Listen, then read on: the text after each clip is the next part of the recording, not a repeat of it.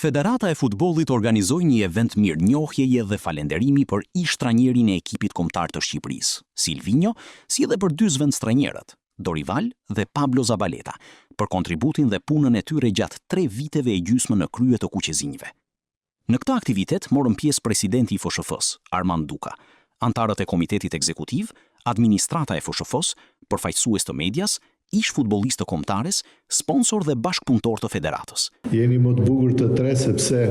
në këtë histori keni marrë dhe një pjesë të historisë Shqipërisë dhe një pjesë të historisë tonë dhe të kombëtarës tonë që është gjoja më e bukur dhe besoj se do t'ju ketë zbukuru dhe besoj se do t'ju mungoj në të ardhmen. Silvinho u shpreh i lumtur dhe krenar për periudhën në krye të kombëtares shqiptare, duke theksuar se përtej rezultateve sportive, ajo që do të mbetet gjithmonë në zemrën e tij janë marrëdhëniet njerëzore dhe bashkëpunimi i përditshëm me stafin e FSHF-s.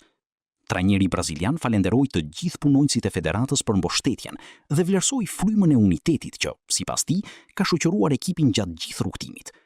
Ndërsa Pablo Zabaleta vlerësoi rolin dhe përkushtimin e të gjithë njerëzve që punojnë në federat, duke theksuar se çdo sukses i ekipit kombëtar është rezultati i punës së përbashkët.